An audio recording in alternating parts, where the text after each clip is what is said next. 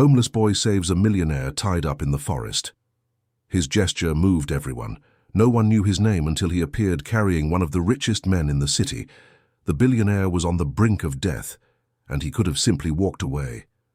But his choice exposed a conspiracy and turned an invisible boy into a national symbol. If you enjoyed this story, don't forget to subscribe to our channel and tell us what city you're watching from. And now, on with the story. The early morning fog still blanketed New York City when Cody woke up under an overpass on the Cross-Bronx Expressway, huddled between damp cardboard and ragged blankets that barely warmed his thin body. He was 12, but he looked 10. The street teaches you to shrink, to take up less space, to disappear when necessary. He wasn't sure how long he'd been living there, maybe always. His memories of before were hazy, fragments of a woman's voice singing softly, the smell of soap, a feeling of being held that might have never really existed. Maybe it was just a dream he'd had so many times it had taken the shape of a memory. The morning chill cut through his skin. Cody rubbed his arms trying to warm himself and looked around. There were 7 people sleeping on that patch of concrete under the overpass. Old Man Joe, a gray-haired man who talked to himself and shivered even when it wasn't cold. Maria, who had scars on her arms and spent her afternoons staring into space. 2 younger guys who had shown up a few weeks ago and still hadn't shared their names. A woman with a baby wrapped in cloth, and Tony, who coughed so hard it sometimes sounded like he was going to suffocate. That morning, Tony was worse. His face was burning with fever, and his breathing was heavy and ragged. Cody moved closer and placed a hand on the young man's forehead. It was scorching. Tony was one of the few who talked to him, who shared a piece of bread when he managed to get some, who didn't treat him like he was invisible. And now he was shaking, his lips purple, his whole body convulsing. Cody felt something tighten in his chest, a strange feeling he couldn't name. It wasn't fear, it was different. It was like an ancient voice whispering inside him, reminding him of something someone had said a long time ago. If you can help someone, even if no one has ever helped you, do it. He didn't know who had said it. Maybe the owner of the voice that sang in his hazy memories. Maybe it was just something his own mind had invented, so he wouldn't feel so alone in the world. The boy looked up at the still grey sky. The previous night's rain had soaked everything. The cardboard was wet, their clothes clung to their bodies, and there was no way to build a fire to warm Tony. He needed dry wood. But where could he find dry wood after a thunderstorm? Cody thought of the woods at the northern edge of the Bronx, near Van Cortlandt Park. It was far, but it was the only place where there were still real trees, where fallen branches might have been sheltered from the rain. People said not to go there. They said it was dangerous, that bad things happened in that place. But Cody had already learned that danger was a relative word. For someone living on the street, everything was dangerous all the time. He got up without making a sound and started walking. His bare feet padded on the cold asphalt as the sun began to make a weak appearance between the buildings. The streets were still empty, with just a few cars speeding by. Cody knew the shortcuts, the alleys, the paths where he could walk without being seen. He was good at it. Being invisible was an art he had mastered perfectly. After walking for almost an hour, he finally reached the park. It was a preserved area the city maintained, fenced off in some places, but with holes and gaps that Cody knew well. He slipped through an opening in the fence and found himself surrounded by trees, bushes, and the damp smell of wet earth. The silence here was different, heavy, as if the air itself was holding its breath. Cody started looking for dry branches, but everything was soaked. He went deeper into the woods where the vegetation was denser and the treetops might have protected the ground from the rain. That's when he heard a muffled sound, a groan, or maybe it was just the wind. He stopped. He stood motionless, all his senses on high alert. The sound came again. This time he was sure. It was a human sound. Every fiber of Cody's body screamed at him to run. "Don't get involved, it's not your problem. Get out of here." But something stronger than fear pulled him forward. Maybe it was curiosity. Maybe it was that same ancient voice that had made him go out looking for firewood instead of food. He moved forward slowly, dodging branches and leaves until he stopped again, this time frozen by what he saw. A man was tied to a tree. Ropes bit into his wrists and ankles, and there were red marks on his face. His mouth was covered with silver duct tape. The man's eyes widened when he saw Cody. They were desperate, pleading eyes, filled with a terror the boy knew well. It was the same terror he felt every time he heard footsteps approaching in the middle of the night, every time someone shouted near the overpass, every time he had to run. Cody recognized the man. Not personally, but he'd seen him around. It was impossible to live in New York and not recognize Arthur Morgan. His face was plastered on billboards, on magazines at newsstands, on the TV news that Cody sometimes watched through store windows. Arthur Morgan owned one of the biggest real estate development firms in the city, rich, powerful, untouchable. And now here he was, tied up, beaten, vulnerable. For a second, Cody thought about turning his back. This man lived in another world, a world of mansions, imported cars, expensive clothes and dinners at fancy restaurants, a world that never looked down, that never saw the boys sleeping on the sidewalks, that never extended a hand. Why should he help someone who would never help him? But then Arthur Morgan's eyes met his, and something broke inside Cody's chest. It wasn't pity, it wasn't kindness, it was recognition. He saw in those eyes the same helplessness he felt every day. He saw a human being begging for help.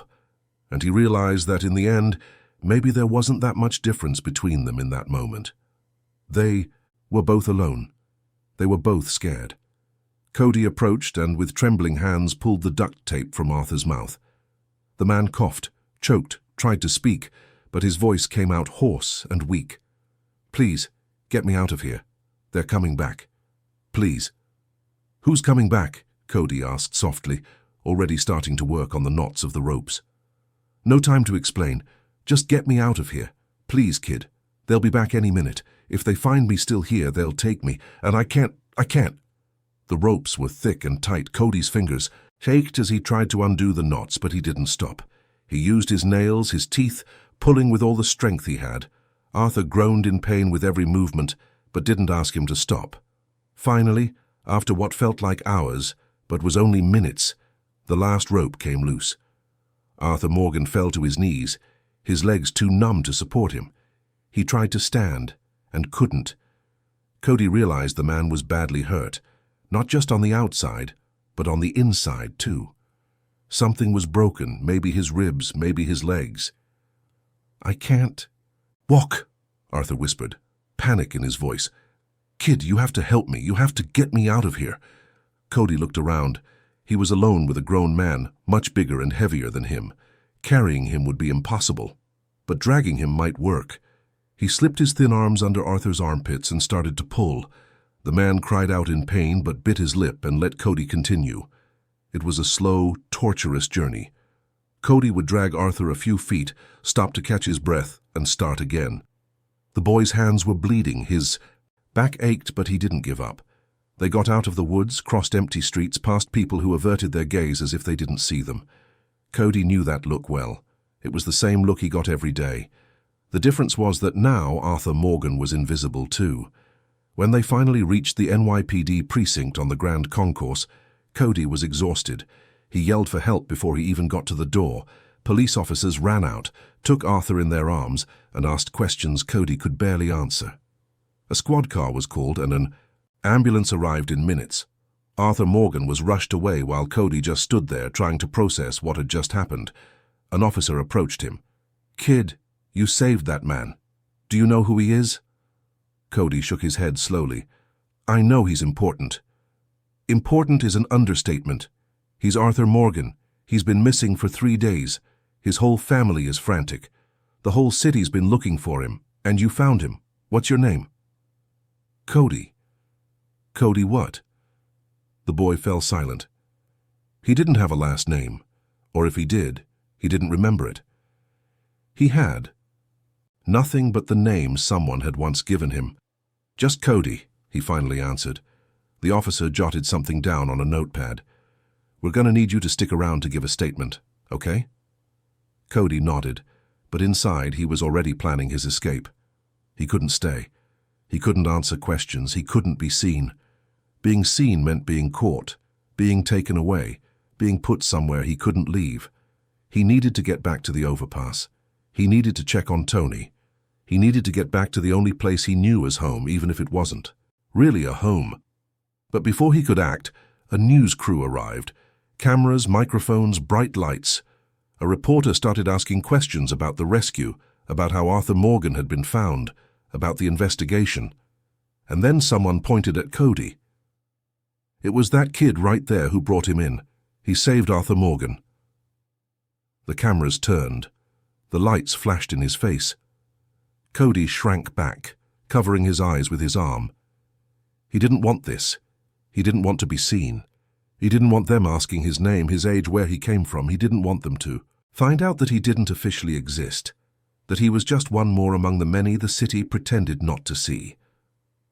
The officer noticed the boy's discomfort and pushed the reporters back. But it was too late. The news was already spreading. A homeless boy saved Arthur Morgan. The story was taking shape, taking on a life of its own, turning into something much bigger than Cody could ever imagine.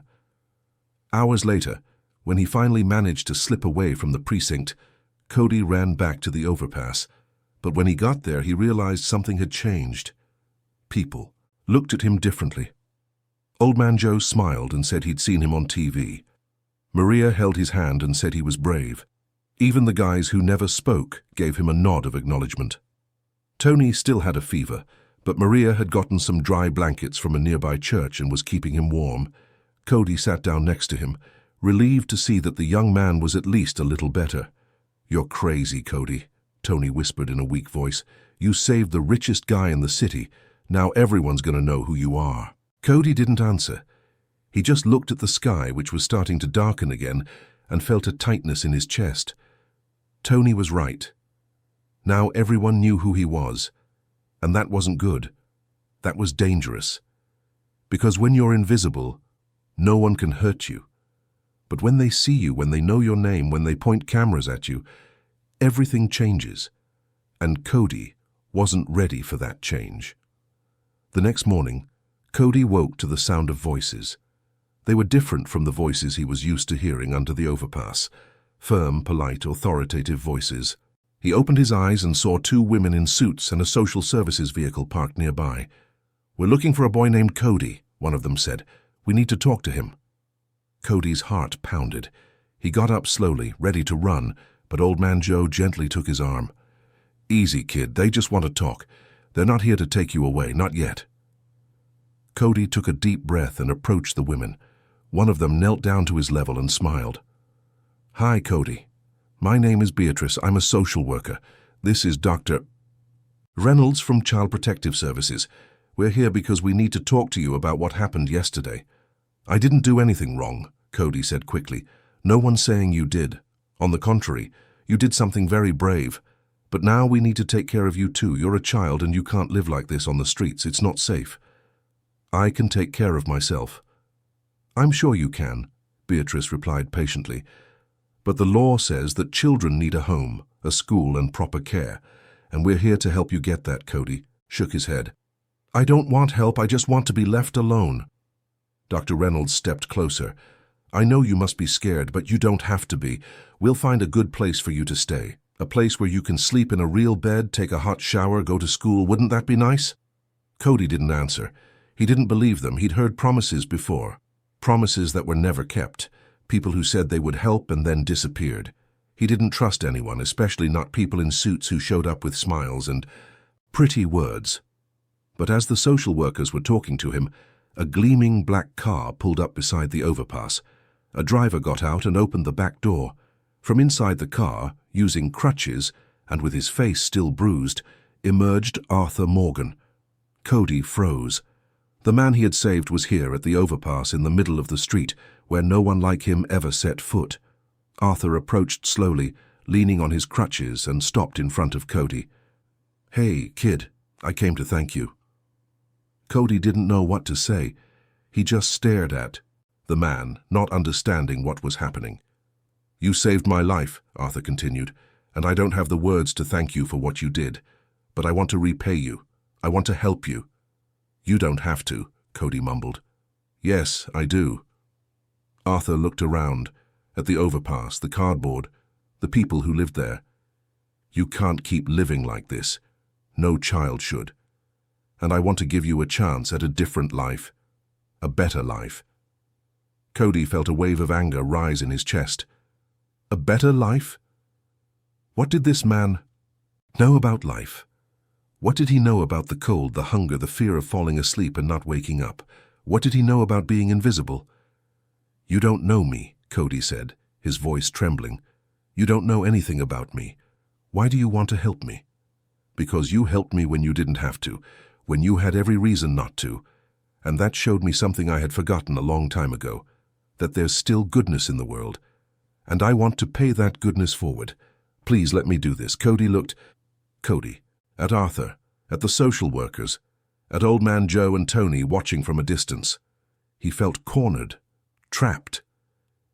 Even here, under the open sky, he felt the walls closing in around him, and he didn't know if this was a beginning or an end. Arthur Morgan's mansion was on the Upper East Side, one of the most exclusive neighborhoods in Manhattan. High wrought-iron gates, perfectly manicured gardens, a huge swimming pool out back, and rooms bigger than the entire space under the overpass where Cody used to sleep.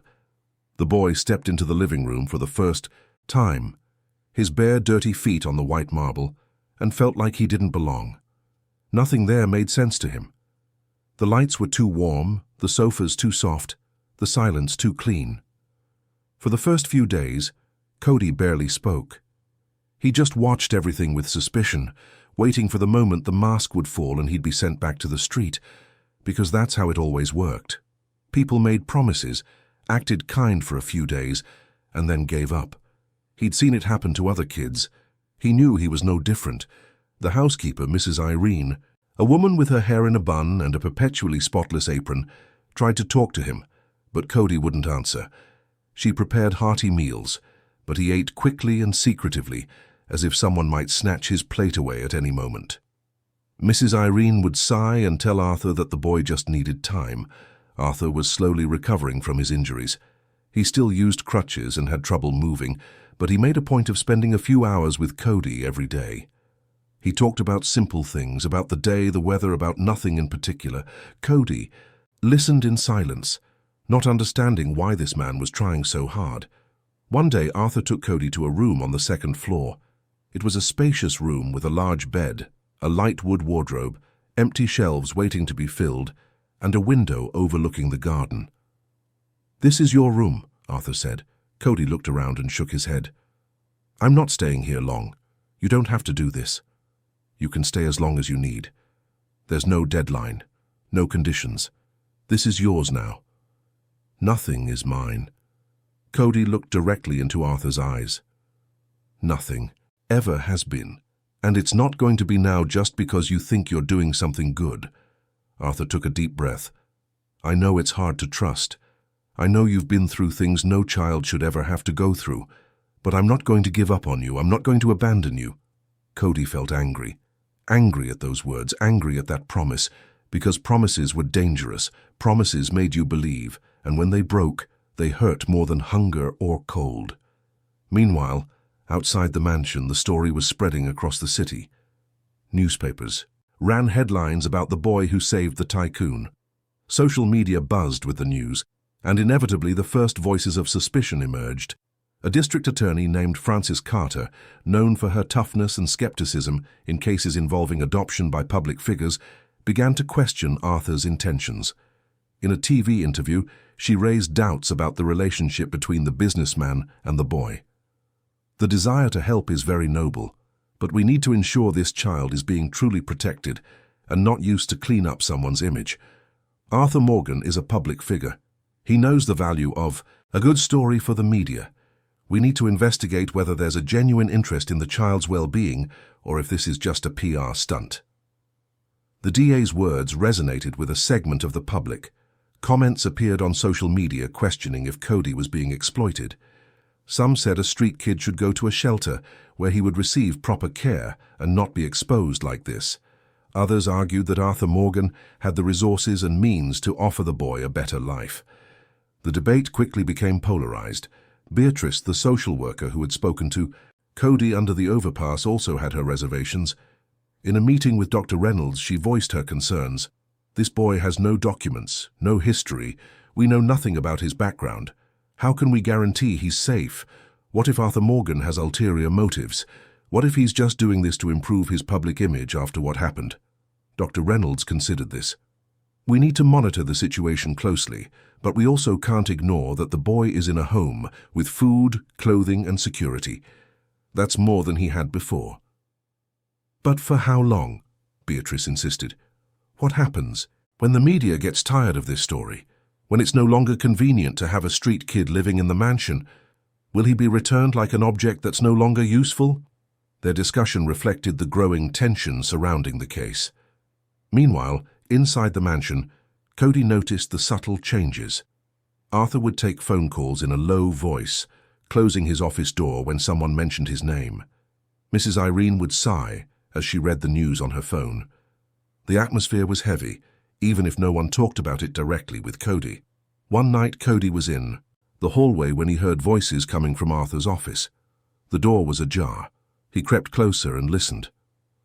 "Arthur, you need to understand this is getting complicated," a man's voice said. "The DA is investigating.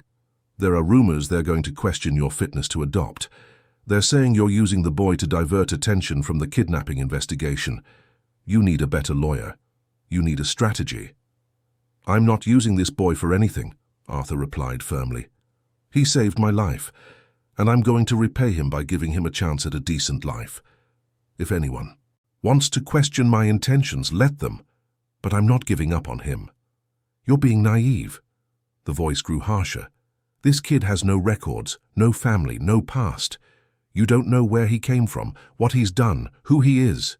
You're risking your reputation for a complete stranger." "I know who he is. He's a child who needed help, and that's enough." Cody backed away from the door before the conversation ended. He went up to his room, lay down on the big, comfortable bed, and felt the weight of reality crash down on him. Arthur was fighting for him. He was facing criticism, investigations, questions, and Cody couldn't understand why. No one had ever fought for him before. No one had ever thought he was worth the effort. A part of him wanted to believe, wanted to trust, but the other part, the part that had learned to survive on the harsh streets, told him to run before it was too late, before the disappointment came and hurt more than it should. The next day, DA Francis Carter showed up at the mansion, accompanied by Beatrice. They wanted to talk to Cody. Arthur tried to stop them, saying the boy was just starting to adjust and this could frighten him, but the prosecutor was firm. "Mr. Morgan, I understand your intentions, but I need to ensure this child is being well cared for. I need to hear from him directly. It's my duty." Arthur had no choice. He led them to the living room and called for Cody. The boy came down the stairs slowly, looking at the women with his usual suspicion. "Cody, I'm DA Carter. I need to ask you a few questions. Is that okay?" Cody didn't answer. He just sat on the edge of the sofa, his hands clasped between his knees. "How are you feeling here?" Silence. "Are you being treated well?" Silence. "Is anyone forcing you to stay?" Cody finally looked at her. "Nobody forces me to do anything. I stay where I want." "And you want to stay here?" Cody glanced at Arthur, who was standing by the fireplace, watching the conversation with visible tension. Then he looked back at the prosecutor. "I don't know. I don't know yet." Carter exchanged a look with Beatrice. "Cody, you know you have other options, right? There are shelters where you can stay, places with other kids where you can go to school, play, have a routine. You don't have to stay here if you don't want to." "I know." "And what if I told you, I think it's better for you to go to one of those places, at least until we can better understand this whole situation?" Cody felt his heart clench. So this was it. They were going to take him away. They were going to pull him out of here. They were going to put him in a shelter where he'd be just another face in the crowd, where no one would really care. And part of him felt relieved, because it was easier to have no hope than to have it and lose it. But another part, a small, scared part, felt something different. It felt afraid to leave, afraid of losing this room, this bed, this warm food, and most of all afraid of losing the presence of someone who, for the first time, seemed to care. Before Cody could answer, Arthur stepped forward. "With all due respect, D.A. Carter, but I don't think that's your decision to make. I'm following all the legal procedures. I have lawyers handling the process, and above all, I'm respecting this boy's wishes. If he wants to leave, he can, but as long as he wants to stay, he will stay, and no one is going to take him from here by force." The prosecutor tensed. "Mr. Morgan, you are obstructing my work." "I'm not obstructing anything. I'm protecting this child, which is exactly what you should be doing too." Carter stood up, visibly irritated. "We'll see what the court has to say about this." She looked at Cody one last time. "If you need help, find me. I'm here to make sure you're safe." After they left, the mansion fell silent.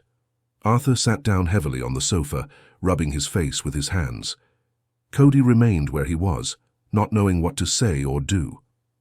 "Are you going to send me away?" Cody asked quietly. Arthur looked up, his expression tired but determined. "Never. Unless that's what you want. The choice will always be yours, Cody. Always." Cody felt something strange in his chest, something he couldn't name. It wasn't trust yet, but it was something small, fragile, that was slowly starting to grow. Meanwhile, far away, in an office near Park Avenue, a man watched the news about Arthur Morgan with a bitter smile.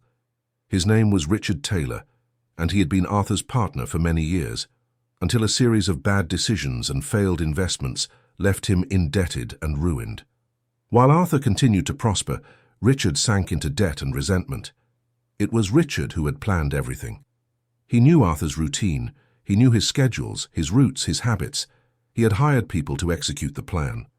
The goal wasn't to harm Arthur physically, but just to scare him enough to force him to pay a sum of money, something that would solve Richard's financial problems without raising suspicion. But the plan had failed. That damn kid had appeared out of nowhere and ruined everything. And now, to make matters worse, Arthur was being seen as a hero, a victim, someone who deserved compassion. And Richard remained invisible, bankrupt, forgotten. But he wasn't going to give up that easily. If he couldn't get to Arthur directly, he would attack from another angle. He would attack through the boy. He had already started moving some pieces. He knew people in the justice system. He knew journalists hungry for a scandal. He knew social workers who could be persuaded with the right words. Richard picked up the phone and made a call. When the person on the other end answered, he said calmly, "We need to talk about the case of the boy living with Arthur Morgan. I have some information that might be useful for your investigation."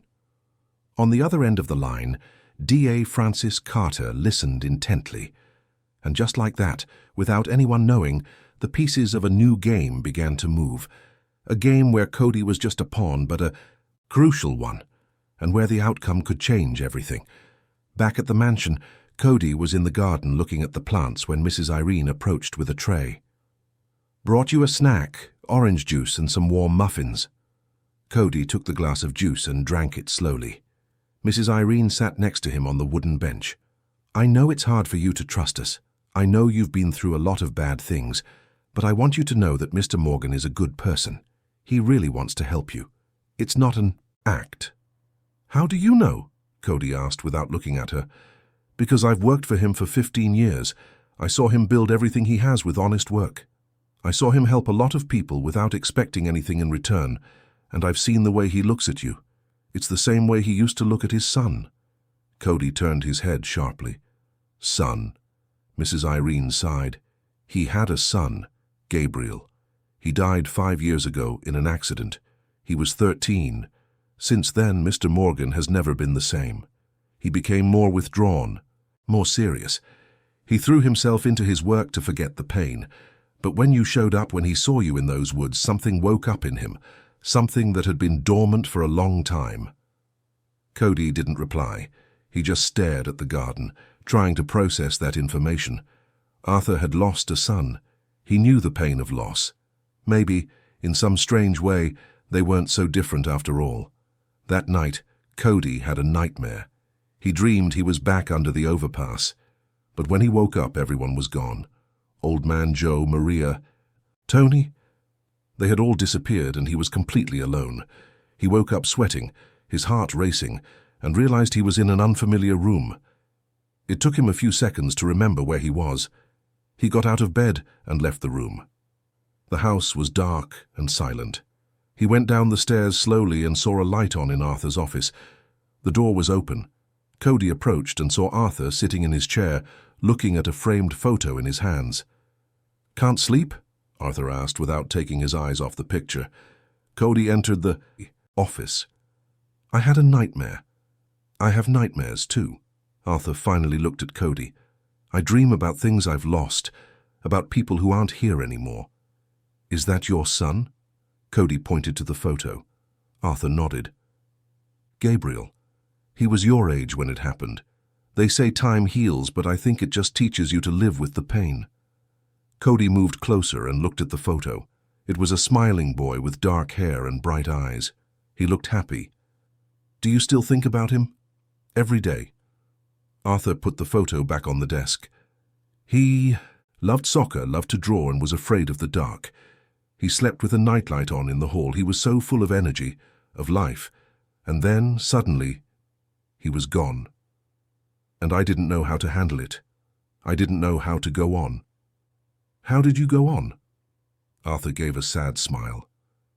I worked so much there was no time left to think. But the pain never went away. It just got buried. Until you showed up. And for the first time in 5 years, I felt like maybe I could still make a difference in someone's life, that maybe I could still be important to someone." Cody felt a lump in his throat. "Do you think I'm a replacement for him?" Arthur shook his head firmly. "No, you are you, unique, special in your own way. I'm not trying to replace Gabriel. I'm trying to honor his memory by being the person he would have wanted me to be, a person who helps, a person who cares, and you gave me that chance." The two of them sat in silence for a while. Cody felt something shifting inside him.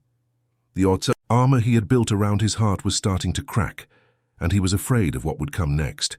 But at the same time, for the first time in a long time, he felt that maybe he didn't have to carry everything alone. The following months brought changes Cody never imagined possible. For the first time in his life, he woke up in the same place every day. For the first time, he had clean clothes in his closet, shoes that fit, and 3 guaranteed meals a day. But more important than all of that, for the first time, he had someone who asked how he was, who cared if he'd slept well, who noticed when something was bothering him. Arthur hired a private tutor named Helen to help Cody learn to read and write. At first, the boy resisted. Holding a pencil felt impossible. The letters danced on the page without making sense, but Helen was patient.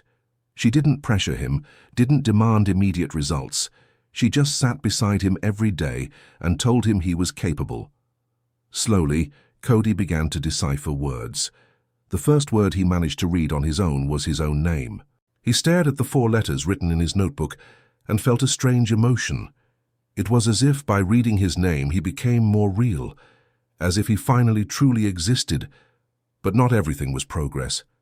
There were days when Cody woke up and wanted to run away, days when the mansion felt like a gilded cage, days when he missed the freedom of having no commitments, of not having to answer to anyone, of being able to simply disappear whenever he wanted. On those days, he would lock himself in his room, staring out the window, imagining the way back to the overpass. Arthur noticed. He always noticed. And on those days, he would knock gently on the bedroom door and ask if Cody wanted to talk. Most of the time, Cody said no, and Arthur respected that. He would leave a tray of food outside the door and walk away. But before he left, he always said the same thing. "I'm here when you need me." The investigation into the adoption process continued. DA Frances Carter didn't give up.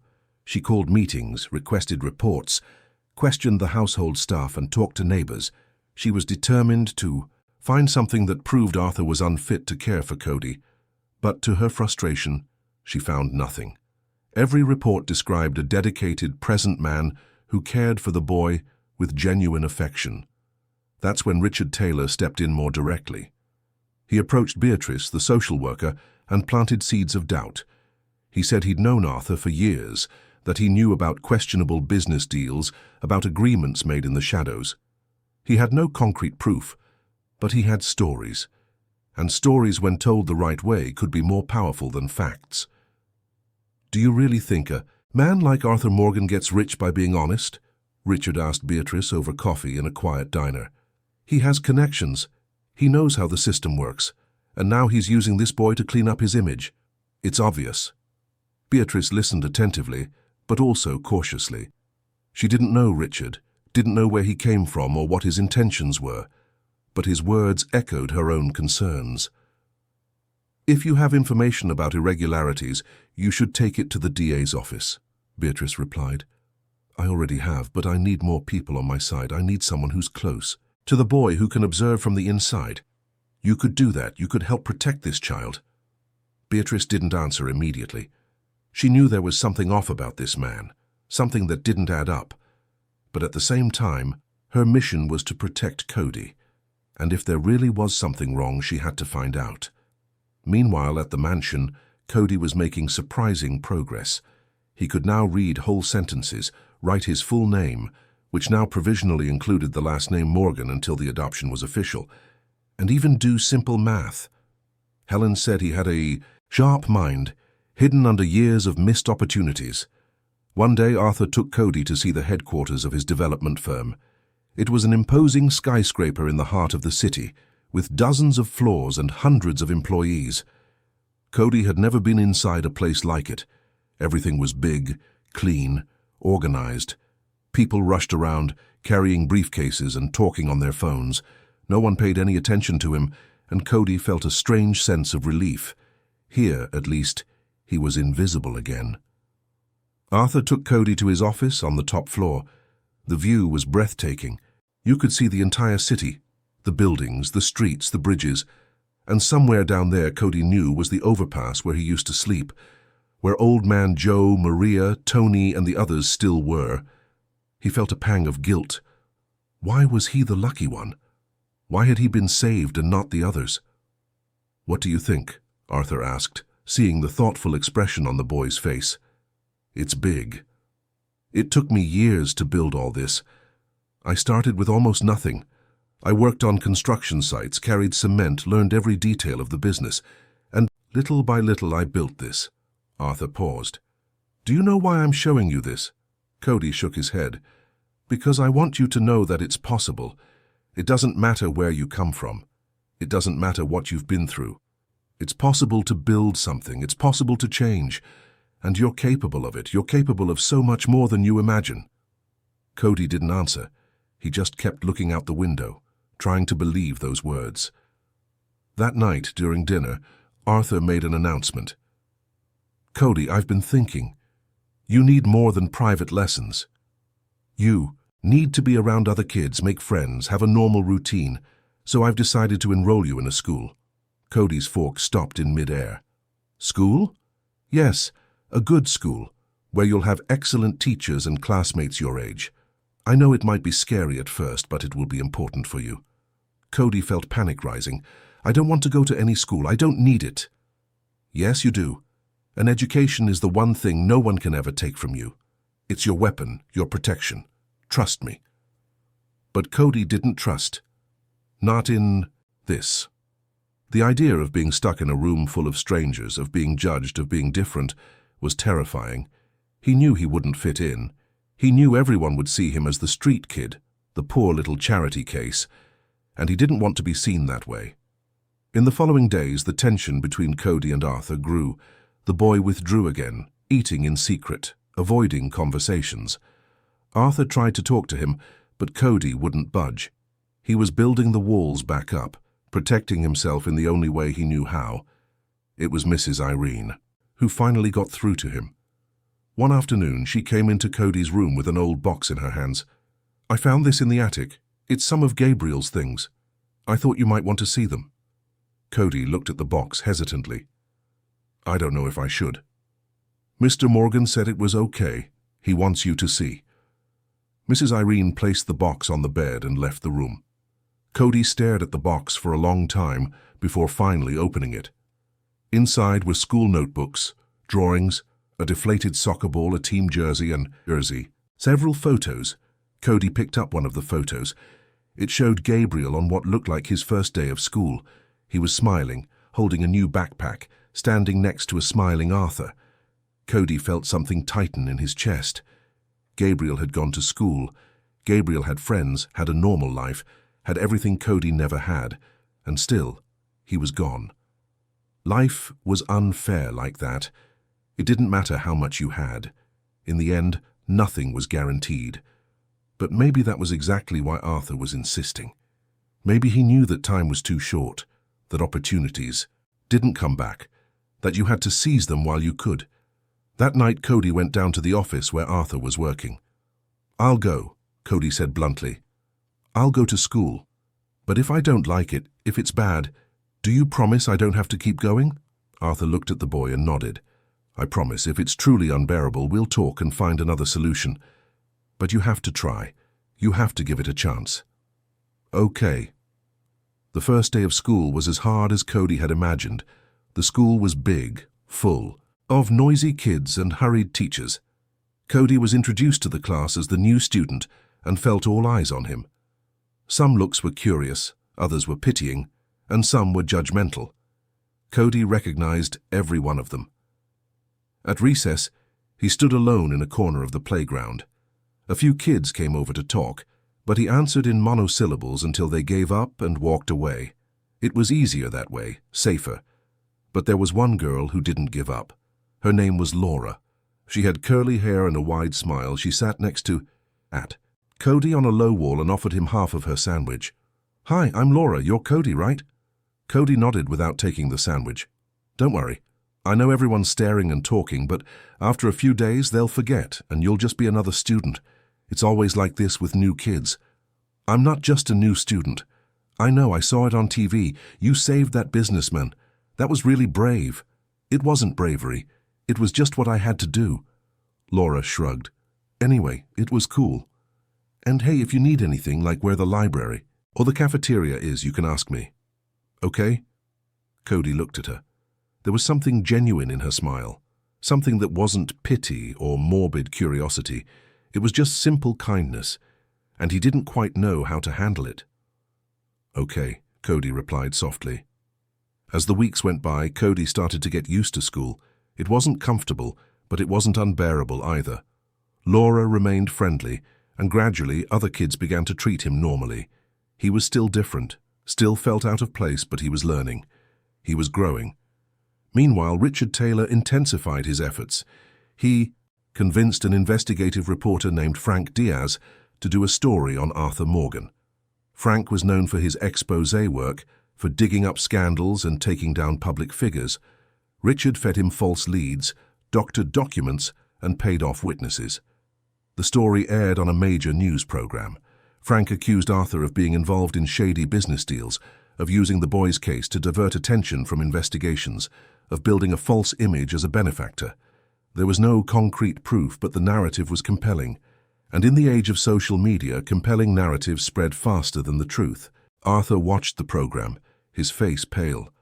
He knew it was all lies. He knew where it was coming from. But he also knew that fighting it would be difficult. Public opinion was cruel and quick to judge, and even if he proved his innocence, the stain would remain. Cody watched the program from behind the sofa. He heard every accusation, every insinuation, and he felt anger building inside him. Anger at whoever was doing this to Arthur. Anger at a world that destroyed good people while protecting the bad. Anger at not being able to do anything to help. The man who had done so much for him. After the program ended, Cody went to Arthur. "Is any of what he said true?" Arthur shook his head. "None of it. But it doesn't matter. People will believe it anyway. Because it's easier to believe the worst in people than the best. Then we have to prove it's a lie. It's not that simple, Cody. But there has to be a way. There has to be." Arthur looked at the boy and saw the determination in his eyes. He saw someone who was willing to fight. And that somehow gave him the strength not to give up. In the following days, lawyers were hired, lawsuits were filed, and counter-arguments were prepared, but the damage was done. DA Frances Carter used the story as grounds to intensify her investigation into the adoption. Beatrice was pressured to find irregularities in Cody's care, and Richard remained in the shadows, moving the pieces, waiting for everything to fall apart. That's when an unexpected twist occurred. A nurse from the hospital where Arthur had been treated after the rescue came to the police. Her name was Sylvia, and she had important information. She had seen Richard Taylor talking to some suspicious people in the hospital corridors. She had overheard conversations about money, about plans to separate Cody from Arthur. And she had proof. Recordings on her phone, hospital entry and exit logs, everything was documented. The police opened a parallel investigation, and slowly they began to unravel the web of manipulation Richard had woven. The bribed employees started to confess. The paid-for testimonies began to crumble, and Richard, realizing he was cornered, tried to flee. But he was intercepted at the airport, about to board a flight out of the country. The truth came out. The same news program that had slandered Arthur had to issue a public retraction. Frank Diaz apologized, saying he had been misled. DA Frances Carter, embarrassed, withdrew her objections to the adoption. And Richard Taylor was indicted on multiple charges, including his involvement in the incident that nearly cost Arthur his life. But for Cody, all of that still felt distant. What really mattered was that, finally, it seemed like things were settling down, that maybe he could really stay, that maybe this place could truly be his home. One evening, Arthur called Cody for a talk in the garden. They sat on the wooden bench, the same one where Mrs. Irene had spoken to Cody months before. The air was cool and the sky was full of stars. It was one of those rare New York nights where you could actually see them through the city's light pollution. "The adoption was approved," Arthur said, his voice thick with emotion. "Officially, you are now my son, Cody Morgan." Cody felt tears welling up. He tried to hold them back, but he couldn't. For the first time since he could remember, he cried. He cried for everything he had lost, for everything he had been through, and for everything he had finally found. He cried for the mother who might have existed, and for the voice that sang in his hazy memories. He cried for the years of cold and hunger. He cried for Tony and Old Man Joe, and everyone still on the streets. And he cried with relief, with gratitude, with hope. Arthur pulled the boy into a hug, and Cody didn't resist. He just let the embrace envelop him, let the warmth comfort him, let the security protect him. And for the first time he felt like he truly belonged somewhere, that he truly had a family, that he truly had a chance to be happy. When they pulled apart, Arthur wiped away his own tears and smiled. "Do you know what this means? It means you can dream now. You can plan for the future. You can be whatever you want to be. The world is open to you, Cody." "I don't know what I want to be," Cody admitted. "You don't have to know now. You have time." Arthur placed a hand on the boy's shoulder. "But I want you to know one thing. No matter what you choose, no matter what path you take, I'll be here. Always. You will never be alone again." That night, Cody slept better than he ever had. No nightmares, no fears, no constant anxiety that everything could fall apart at any moment. For the first time, he allowed himself to believe that this was real, that it was lasting, that it was his. In the following months, life began to take a shape Cody had never imagined.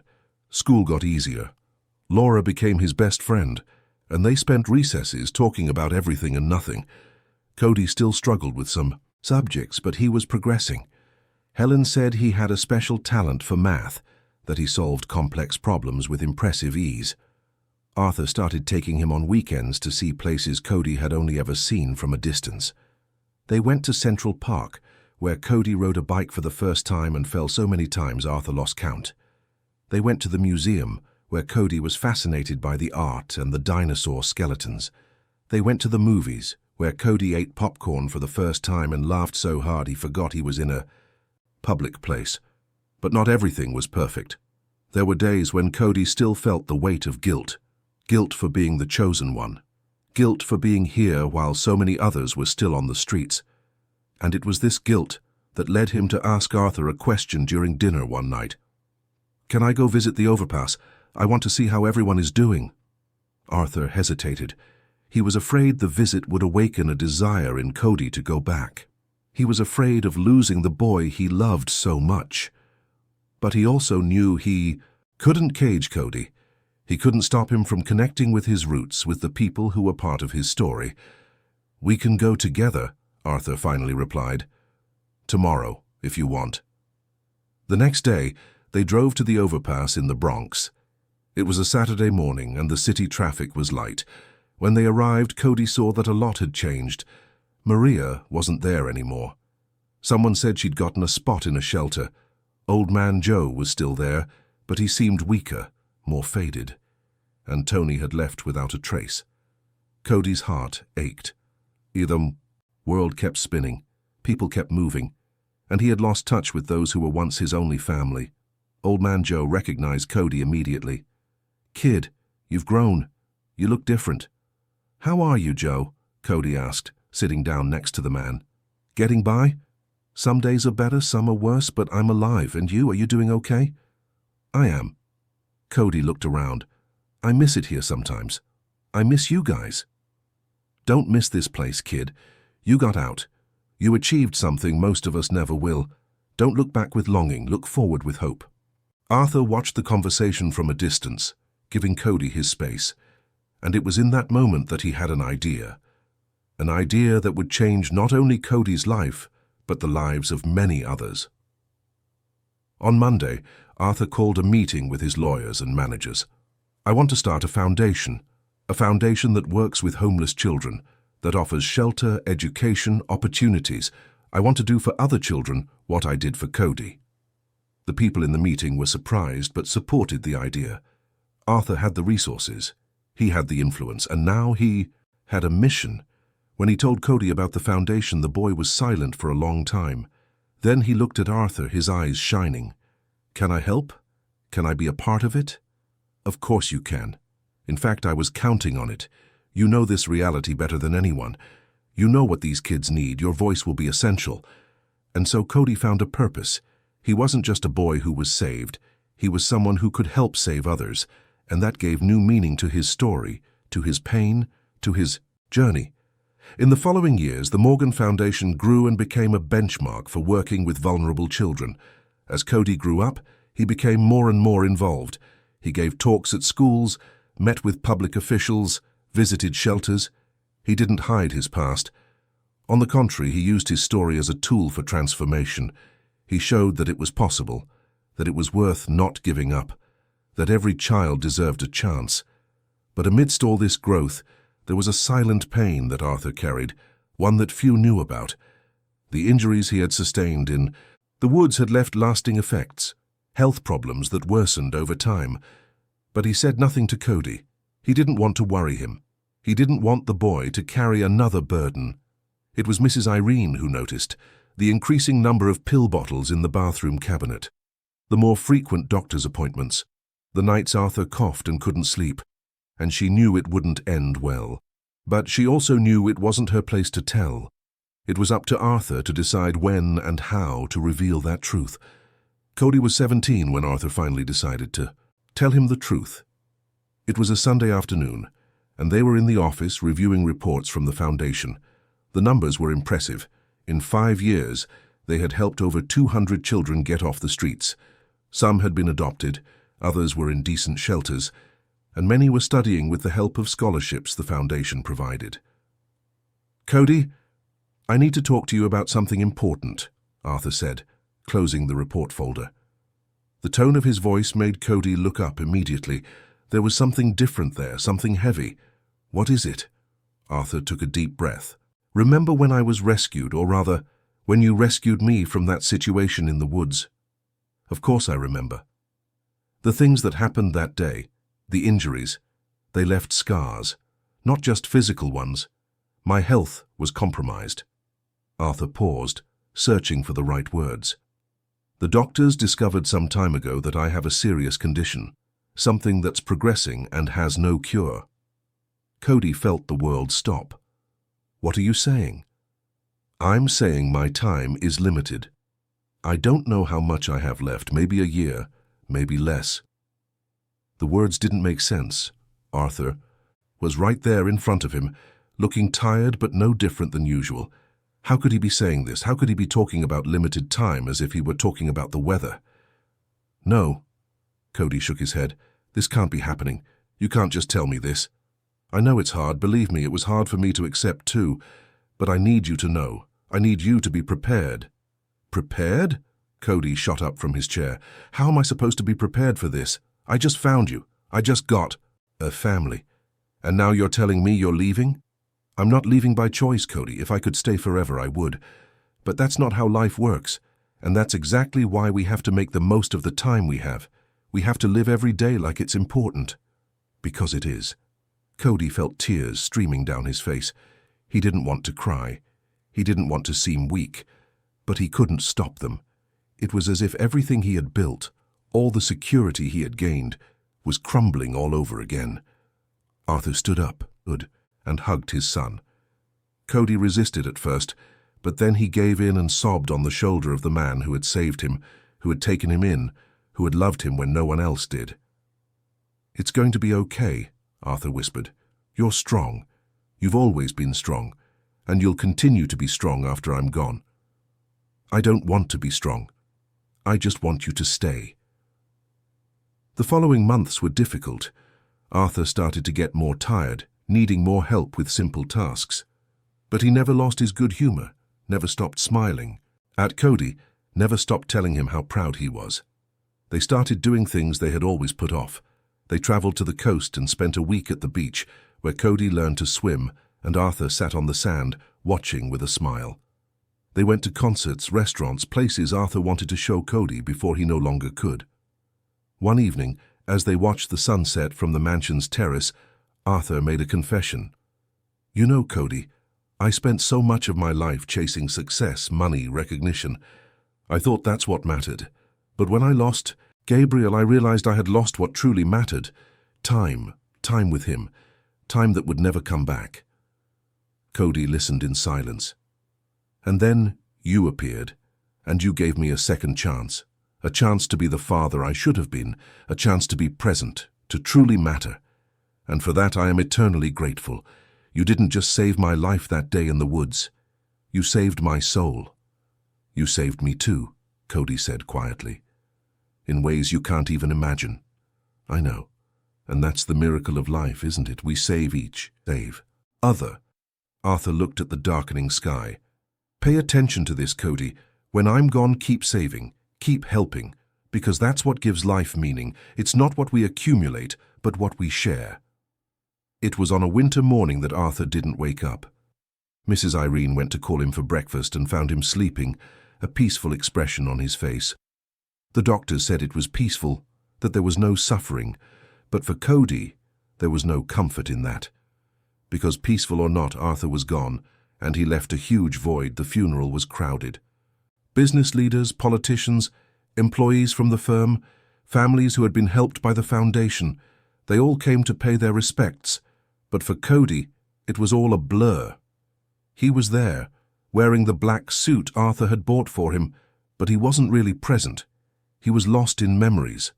The first time Arthur smiled at him, the first meal they shared, the first time Cody called Arthur Dad. It was only when the lawyer read the will that Cody was forced back to reality. Arthur had left him everything, the mansion, the company, the bank accounts, the investments, everything. Cody was listening, but the words didn't make sense. He didn't want any of it. He just wanted Arthur back. But there was something else.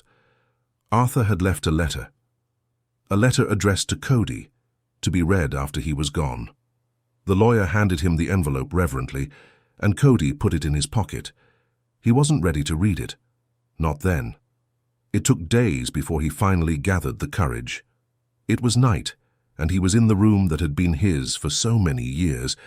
He opened the envelope with trembling hands and began to read. "My dear Cody, if you're reading this, it means I'm no longer there. And I know you must be sad, confused, maybe even angry. All of that is normal. Feel what you need to feel. But then get up, because you have a mission. A mission we started together, and that is now yours to continue. The foundation, the children, all those who still need help, they are counting on you, not because you owe them anything, but because you know, better than anyone, what it means to be lost and then found. You have that gift, Cody, the gift of seeing the invisible, of giving a voice to the silenced, of offering hope to the hopeless.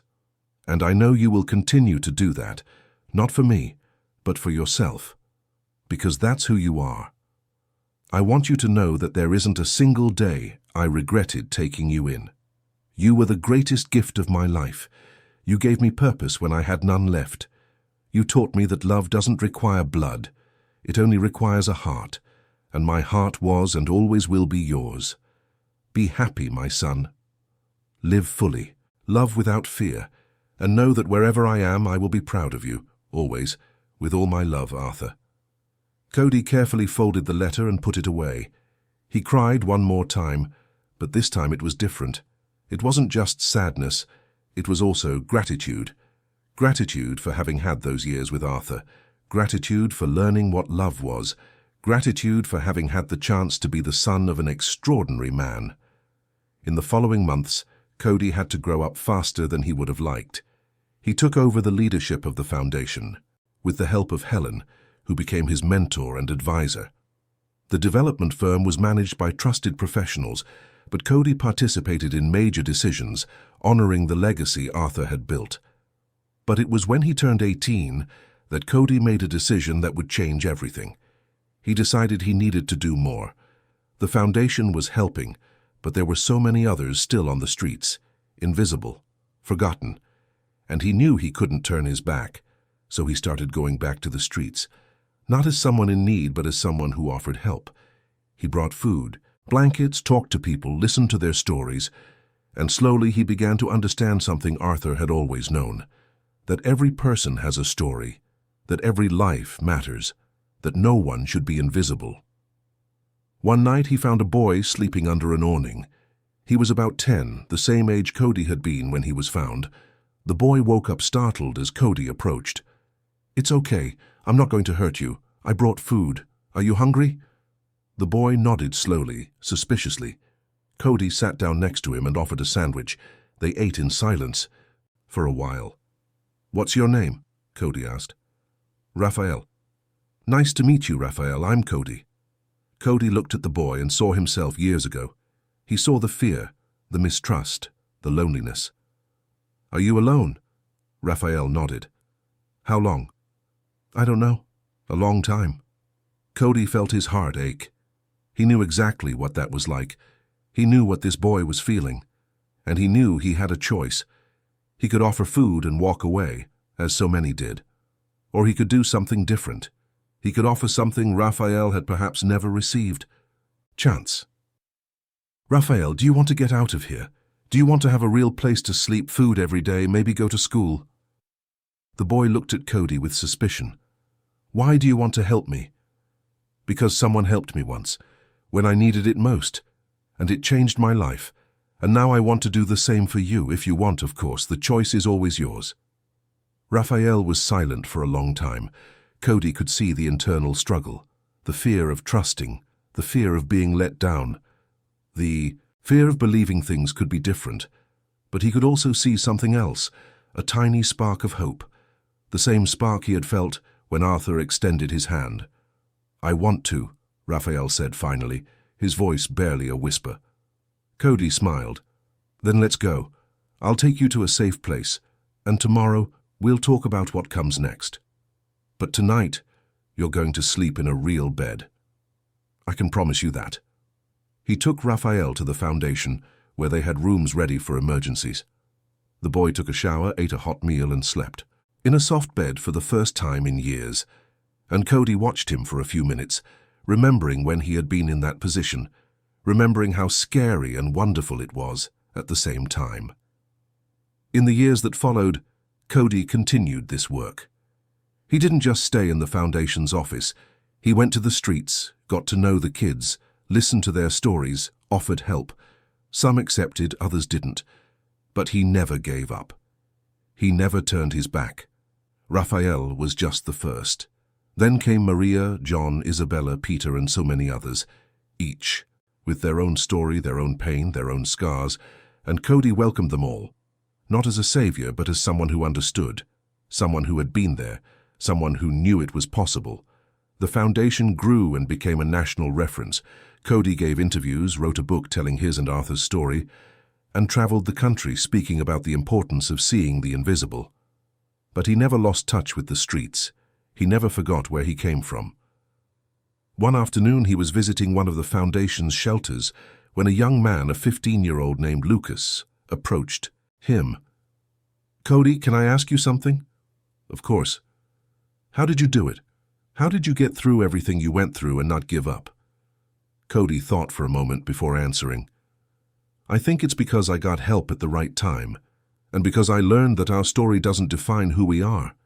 It defines where we came from, but where we go, that's our choice. What if we can't do it? What if we fail? Then you try again." Cody put a hand on the young man's shoulder. "Failing isn't the problem. Giving up is. As long as you keep trying, there's always hope." Lucas smiled. "You sound like your dad when you say things like that." Cody felt his eyes well up.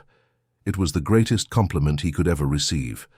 When Cody turned 25, the city of New York officially recognized his work. He was honored by the city council, received awards, and was featured on magazine covers. But none of that mattered as much as the letters he received. Letters from young people who had been through the foundation and were now in college, working, building their own families. Letters of thanks. Letters of hope. One of those letters came from Tony. After so many years with no news, he had found Cody through a news report. He was clean, working at an auto shop, living in a modest but decent rooming house. He said he saw Cody on TV and was proud. He said that on that morning when Cody left to find firewood, he never imagined that the skinny, scared boy would become the man he was today. Cody answered the letter, and the two met. It was an emotional reunion. Tony was different, older, more tired, but there, life in his eyes. There was hope, and Cody realized that somehow they were all connected, that small gestures created ripples that spread far beyond what we could see. That night, Cody returned to the mansion where it all began. He sat in the garden on the same bench where Arthur had told him about the adoption. He looked up at the stars and felt Arthur's presence there somehow. He felt that he would be proud. "Thank you," Cody whispered to the sky. "Thank you for saving me. Thank you for loving me. Thank you for teaching me that life's value is not in what we accumulate, but in what we share." The wind blew gently like a response, and Cody smiled. He knew what he had to do. He knew what his purpose was. It wasn't to be rich. It wasn't to be famous. It was to be a bridge between pain and hope, between abandonment and belonging, between who we were and who we can become.